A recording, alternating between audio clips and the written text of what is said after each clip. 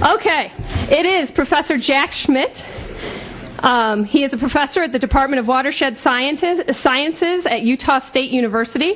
His presentation is entitled Hydrologic and Geomorphic Changes of the Colorado River System, Upstream from Hoover Dam, a Mandate for Restoration.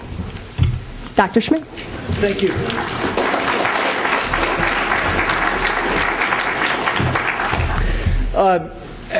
Like Patty Limerick, it is a little intimidating to talk to a group of such knowledgeable and distinguished people. And I also just want to make clear that my effort here today is to review what's gone on, and I am going to try to be provocative at the end. I am mindful of the fact that we've mixed between the dedicated public servants who work for a democratic republic and work to fulfill the will of an elected government, and a few tenured, pointy-headed snarfs who can have some broader opinions. And my intention here is not to offend anybody, but I have a tenure job, and I don't think I'm doing my job unless, I try to get to the edge. So, with that. The general course of the river is from north to south and from great altitudes to the level of the sea. Thus it runs from the land of snow to the land of sun. Now, my talk and my remarks are going to concern the river's network upstream from Lake Mead Reservoir.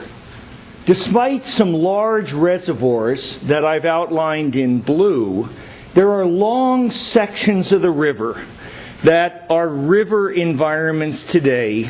The river is not channelized. There are no levees along the river. The channel and the floodplain are still connected. And there are tremendous opportunities in the management of that part of the river system. Now, the native riverine ecosystems that are the focus of environmental management programs today are what I'll eventually get to. And the health of these communities is dependent on many things: water quality, non-native competition from non-native species, and predation from non-native species, site land use, water temperature. My focus here is concerned about the physical template of the river, the channel and the floodplain. This is the stuff that the aquatic ecosystem has developed within. And the channel and its characteristics are all determined by the flux of water and sediment that passes through the valley. And it is the flux of water and sediment that has been most significantly interrupted by dams and diversions. And so that is what I'm going to focus on. So now let's first talk about the river of the past. This is a series of hydrographs for different gauging stations from Daniels, Wyoming, just as the Green River leaves the Wind River Range, on downstream to the highest flows measured at the Grand Canyon gauge in Grand Canyon National Park. The flow regime was a fairly simple annual pulse of the passage of melting Rocky Mountain snows downstream. These average hydrographs I calculated for the pre-dam period in all of the years in the mid-1920s to mid-1930s, and you can see this gradual building of the flood as it passed downstream, and this is the flow down the Green River system, the Upper Colorado, and the San Juan. We can essentially interchangeably refer to the flow at Lee's Ferry and the flow at Yuma, because in the old days, the flow at Yuma was a flow at Lee's Ferry. And in many ways, the flow at Lee's Ferry was a flow at height. And you can see this reflected in the very similar hydrographs measured on the lower river prior to closure of Hoover Dam. And so all of that leaves us with this image of the distribution of water in the basin. The width of all of these segments is proportional to the mean annual flow of each little network of the basin prior to the completion of dams. And I've shaded here those areas of highest unit runoff in the basin. In fact, more than 50% of the water that passed Lee's Ferry was already in the network in the very most exterior 15% of the watershed. So this is truly an exotic river. The water that gets divided up for political and economic purposes really has its origins entirely from the rim of the basin. Now let's talk about sediment. Sediment is what gives the river its name, Colorado. And the rivers, the sediments that entered the river system and gave it its turbid condition and distinctive habitats were delivered to the river by intermittent drainages downstream from the Rocky Mountains. And I've shaded this. And the widths of all these segments are proportional to their mean annual sediment load prior to dam construction. You can see some differences if you just focus on the San Juan River. Look at how much thicker the San Juan River is portrayed here due to its proportional delivery of sediment to the system than its much smaller proportional delivery of water to the system. This is a fundamental attribute of the river system, and it's very important because when you build dams on the exterior margins, you affect water and sediment differently than when you build dams in the middle of the basin. In Grand Canyon, the river was a stark place. It was a stark landscape of rock, sand, and small bands of riparian vegetation clinging to talus deposits on the margins of the river. The river was turbid for many months of the year. The river was very cold in winter. The river was warm in summer. And somehow, in the midst of all that, a unique fishery established itself and figured out how to live there. In the Canyon of Lador and Dinosaur National Monument, it was a similar setting. Although you can see a denser riparian community in the canyons, primarily composed of box elder and ponderosa pine. In the wide alluvial valleys, gallery cottonwood forests lined the river. And at low base flow, emergent sandbars became emergent, and backwater areas in floodplain lakes and in the lee of emergent sandbars became the nursery habitat for some of the endangered fish. The endangered fish, this unique fishery that Bob Adler mentioned, is unique because it somehow evolved to deal in this very unusual and harsh environment. Dams changed all that. This complicated graph, if we focus on red, shows time against the ever-increasing cumulative storage of reservoirs in the system. And so this big jump is the great addition of reservoir storage, the completion of Hoover Dam. And then I've isolated the construction of dams in the upper basin, added with the lower basin. This is a second big jump in increasing reservoir storage. And so this is the development of this large reservoir system. And we should remember a few other handy numbers. The Colorado River, first off, is a very modest-sized stream. It's not within the largest 25 rivers in the United States in terms of flow. Lake Mead is the largest reservoir in the United States. Lake Powell is the second largest reservoir in the United States. That tells you how important water is in this area. Now, Carl Flessa will talk about the implications of this line, which is a declining flow passing the international border. The hydrology of the headwater streams is reflected in the gauge at Daniel for 2 periods, and you can see that there's essentially no difference in the average hydrology in northern Wyoming. Why? Because there's no use of the water. But if we look at the most upstream gauge on the Colorado River, you can see the tremendous depletion of stream flow out of that system, because that water, the water here, the missing water, now goes to the Colorado Front Range. In blue is the old hydrology of the main forks of the river, and in yellow is the altered hydrology of the last several decades. Not only are the magnitudes of the floods lower today, there's less water total passing as this spate.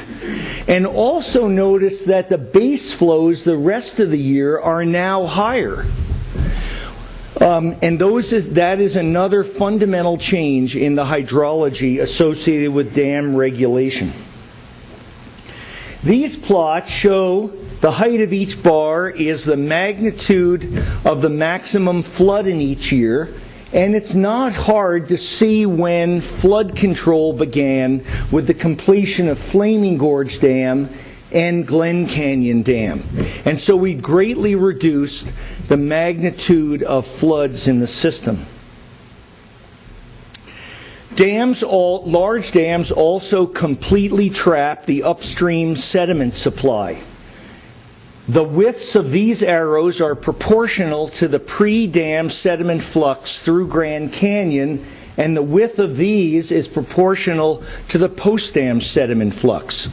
No sediment comes through Glen Canyon. The only sediment that is managed in Grand Canyon comes from the Paria River. The compact point is here. Now, below Flaming Gorge Dam, there was also a tremendous reduction in the sediment load, but what's different upstream is that there are large sediment-supplying tributaries that still come into the river below the dam. And so the proportional change in sediment flux below the confluence with the Yampa River is less of an impact than this tremendous decrease in Grand Canyon. The implications of that I'll highlight shortly. Now, why do channels change? We understand that channels change if that channels in nature are typically in balance, where their flood regime and their slope is delicately adjusted to transport the amount of sediment and the sizes of those sediments downstream. When the balance is altered by dams and all of the sediment supply is removed by dams, this side of the balance gets too light. We're still releasing some water out of the dam, and the balance shifts and the system trips into sediment evacuation. If tributaries further downstream bring sediment in and we have a reduced flood regime, the rivers can be tripped the other way into having too much sediment. So either is possible. Now let's take a trip down the river system quickly. This is a matched photo in Red Canyon of the Green River. And since completion of Flaming Gorge Dam, the fine-grained deposits along the river, like this eddy sandbar, have been stripped out of the system. At the same time, the bed is so coarse that the river has not eroded down into its bed, and we have no evidence of bed elevation changes in Red Canyon. In Browns Park, I should have corrected this. It's more likely that the sediment balance in Browns Park is indeterminate, or it could be in equilibrium. But the fundamental thing is, let's look at this comparison. The river has shrunk in size. The bed has not changed in elevation. In Lador Canyon, this is an exact photo match of the photo from the second Powell expedition. That's Frederick Dellenbaugh sitting on what we now all understand as in classic eddy sandbar in a canyon river. At Green River, Utah, the former channel, lined by Gallery Cottonwood Forest, has now filled and narrowed by an inset deposit, and these two lower surfaces are overgrown by tamarisk and Russian olive. The system at Green River, Utah is closer to being in equilibrium because more sediment has come back into the system below the tributaries. But once you get to Glen Canyon Dam, the entire sediment balance is restructured because all of the sediment is now trapped in Powell. And the system below Glen Canyon Dam is in severe sediment deficit. Now, what you can see here is in the red color of the bottom graph is the original bed of the Colorado River in Glen Canyon. And this was the old contact between sand on the bed of the river and gravel below. In blue is the modern bed of the river. The bed has in size between 5 and 10 meters, completely disconnecting the river from its former floodplain. In Grand Canyon, the rapids are so coarse there's been no bed incision, but you're still in sediment deficit, and so sandbars are have been stripped out of the river, have been stripped out of the banks of the river. At minimum, there's been a 25% loss in the area of sandbars in Grand Canyon, and I think that that's safely a minimum estimate. Now let me talk about the challenge of reversing those conditions. There's a lot of reasons to reverse those conditions. The fundamental one that I'm talking about is that this is the distinctive pre-dam riverscape. That's the landscape that existed when Grand Canyon National Park was established. They're used as campsites. They're the architecture that the aquatic ecosystem has developed within. It's substrate for riparian vegetation, and there are also relationships that these sand deposits help fortify archaeological resources.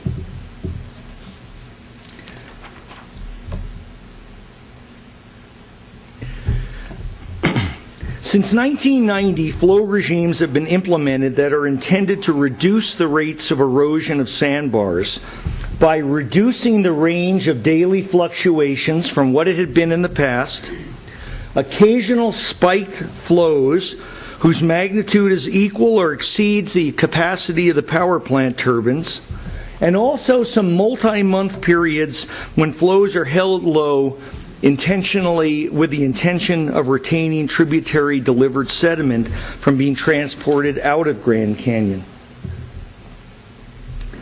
After 15 years of these activities, these represent the long-term monitoring results of the effort to restore sandbars in Grand Canyon.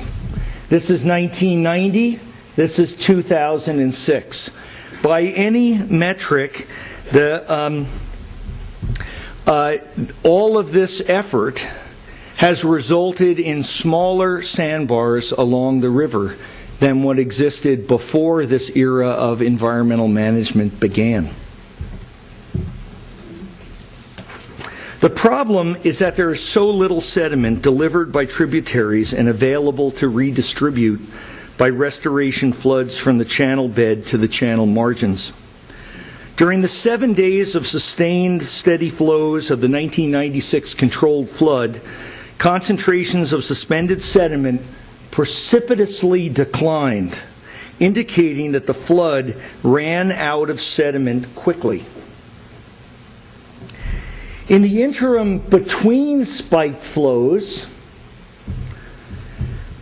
and there has only been one other spike flow that exceeded power plant capacity since 1996.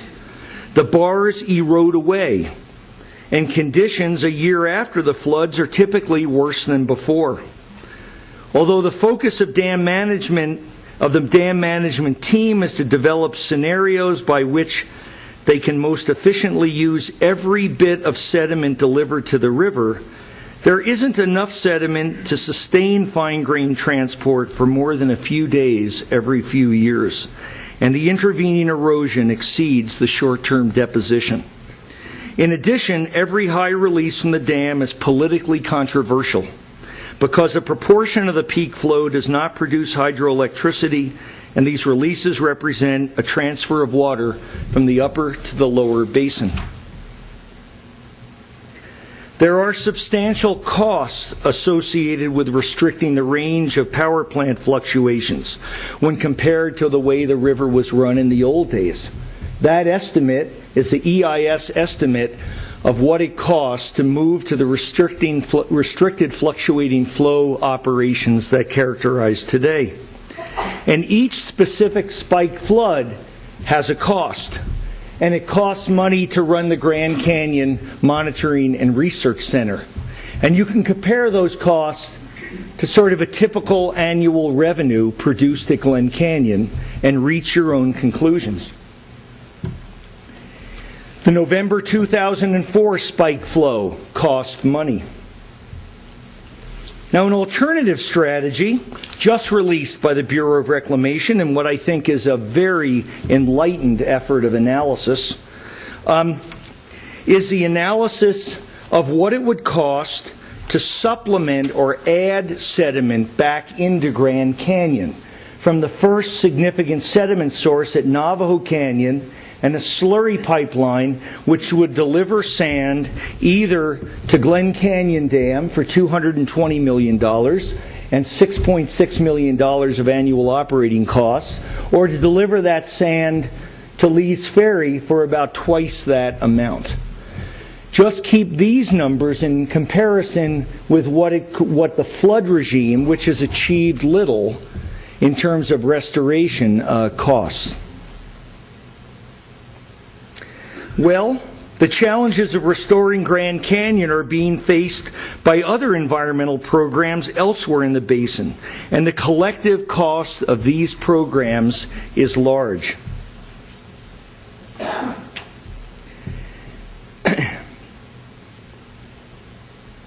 This brings me to my next topic.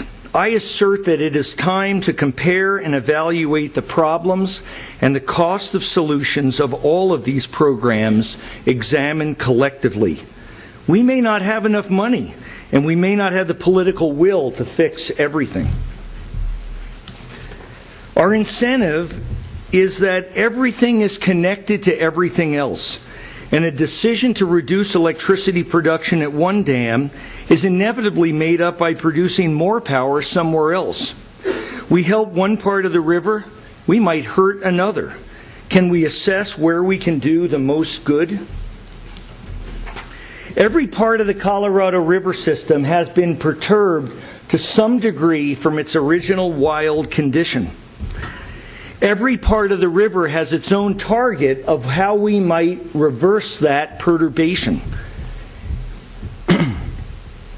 And the decision of how far to reverse that condition is entirely political and economic and societal. It may be informed by science, but the goals are a matter of public policy.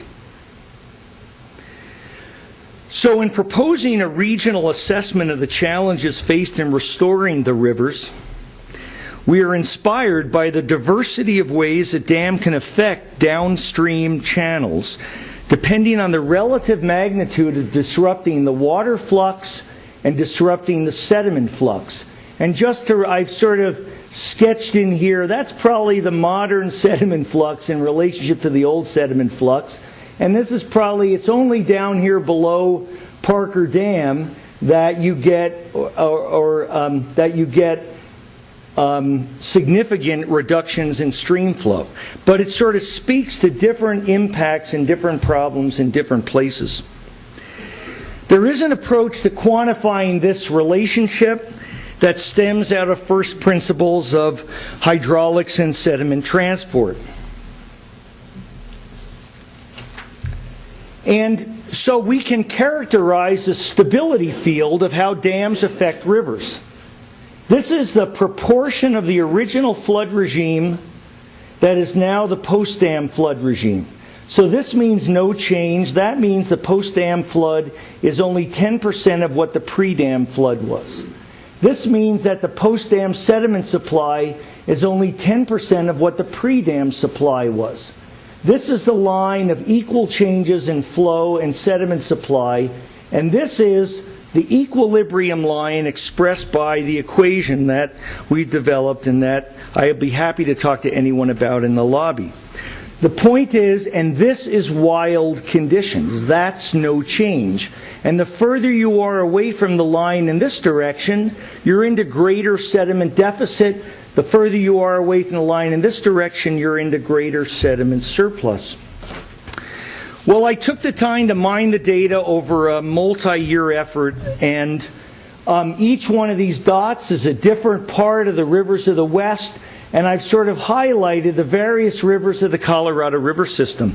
And the message I want to point out is the same river is in different degrees of perturbation in different parts of the river. And different segments have completely different problems. Some parts of the river system are in sediment surplus, and some parts of the river system are in sediment deficit. In map view, we can see that the problems and the perturbations of the river system are very different in different places. Red indicates areas of deficit, green indicates areas of too much sediment, hatchers indicate areas where the bed is deeply incised, blue are the areas we can't tell. Surely there is no one-size-fits-all answer to solving the basin's problems.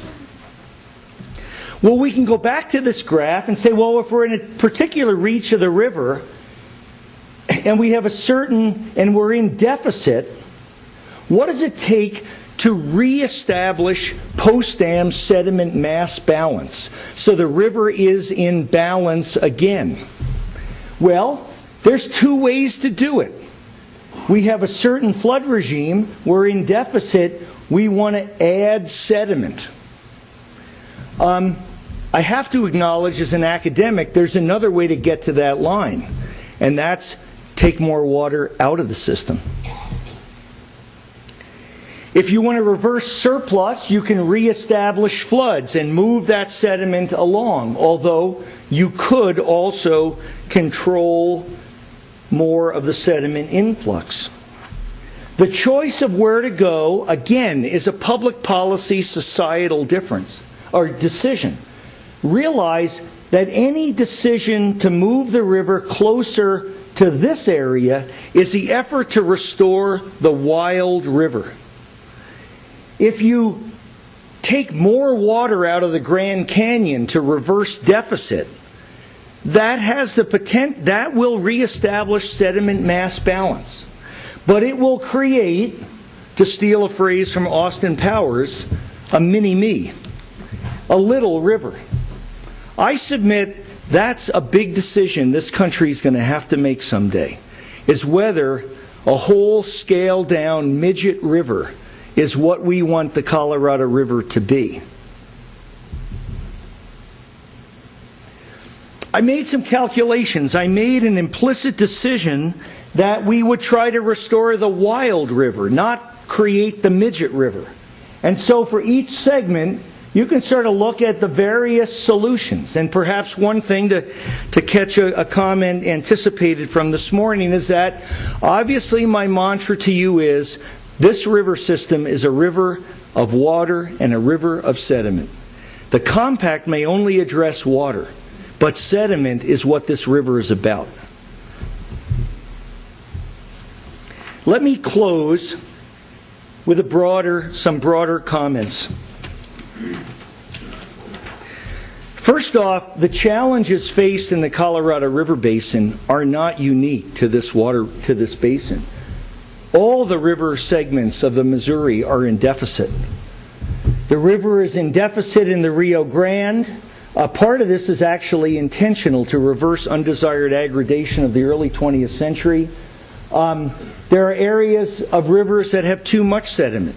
We're facing this large-scale perturbation of the system because we have chosen to live in the western United States. The options on the Colorado are pretty darn good, at least in the upper basin, because the highest demands are at the downstream end of the system, which guarantees that most of the water goes to the lower end. And in that sense, alone perhaps, the endangered fish of the Green River never had a greater friend than the city of Los Angeles. Now, in contrast, this is the hydrology of the Rio Grande. Thank you. And this is what it was before closure of Elephant Butte Dam, and this is what it is today. The problem in the Rio Grande, if you're Big Bend National Park down here, is that you don't have any water to work with. All of the water now is consumed in central New Mexico, in southern New Mexico, in the El Paso Juarez Valley, such that essentially no water gets beyond the lower end of the El Paso Juarez Valley. And now Mexico, which manages the Rio Conchos, a river larger in flow than the Rio Grande, now is being fully utilized in the state of Chihuahua. So you've got a real problem on the Rio Grande. You don't have any water to work with. We have much more options if you're in the upper basin. The plight of the delta is much more like the plight of the downstream part of the Rio Grande system.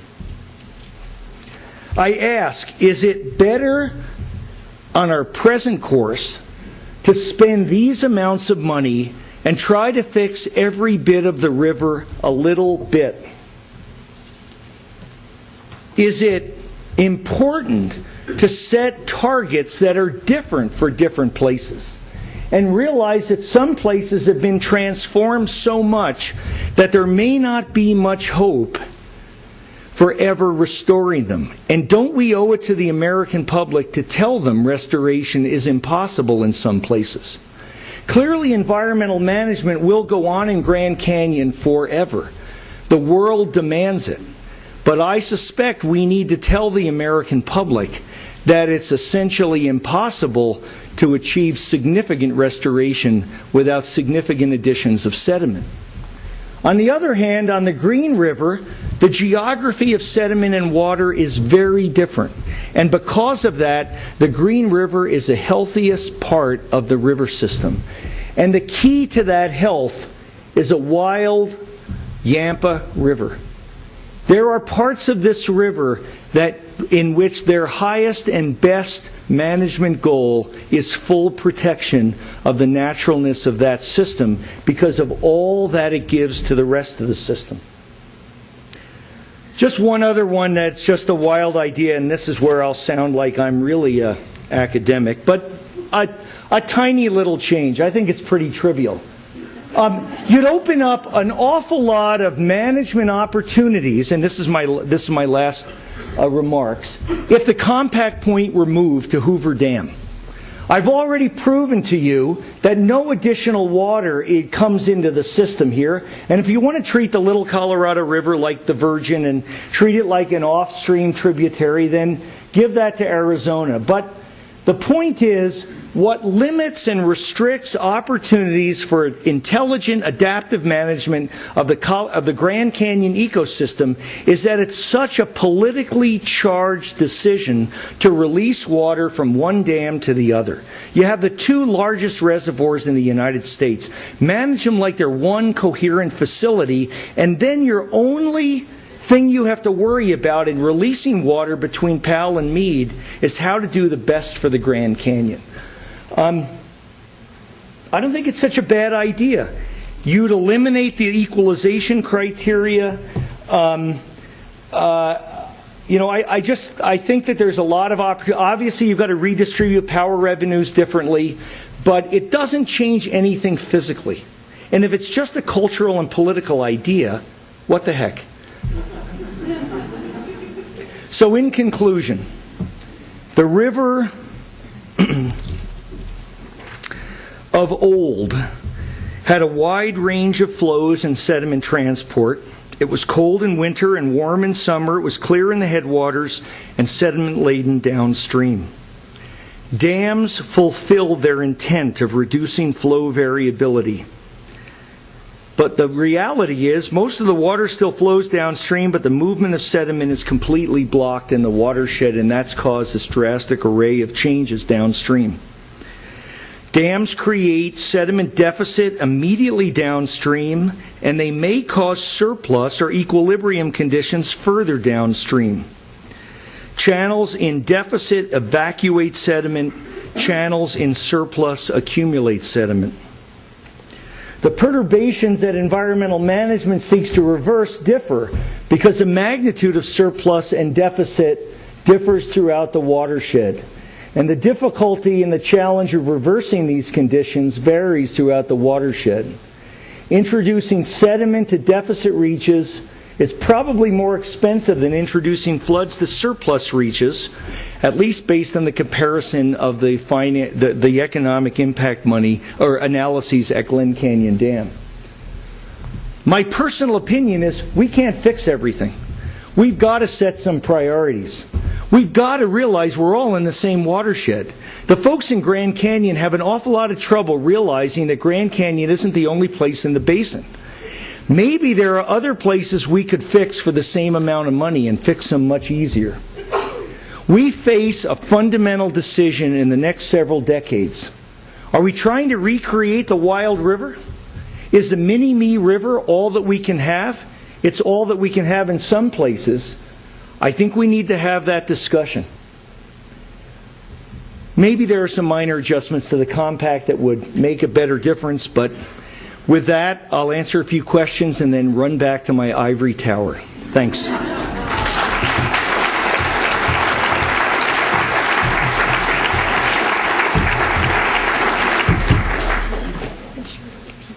Yeah. Does anybody have a question?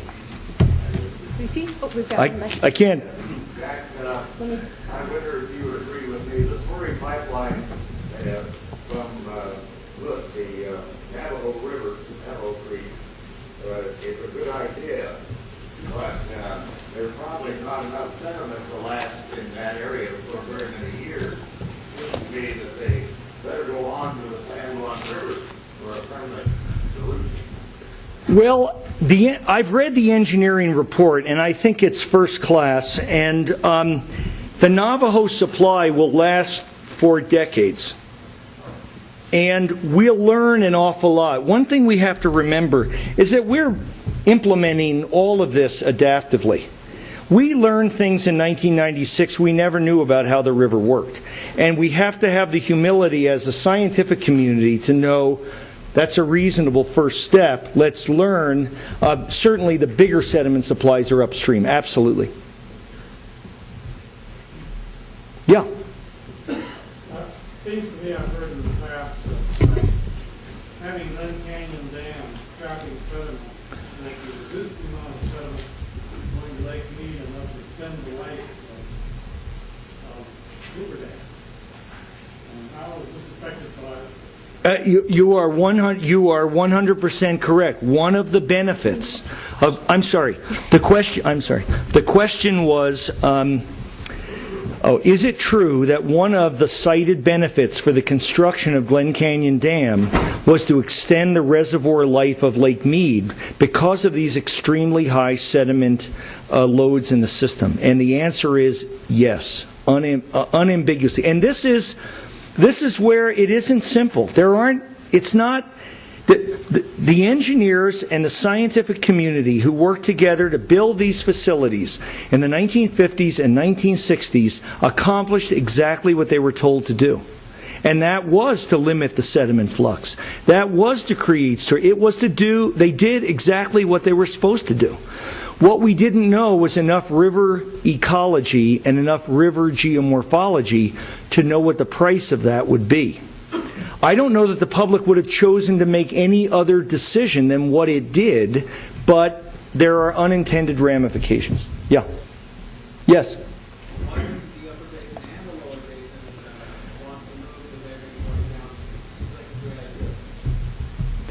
Seems like a The question is, why don't all of the hardworking civil servants in the room carry me out of the room on their shoulders because I've come up with such a great idea about moving the compact points?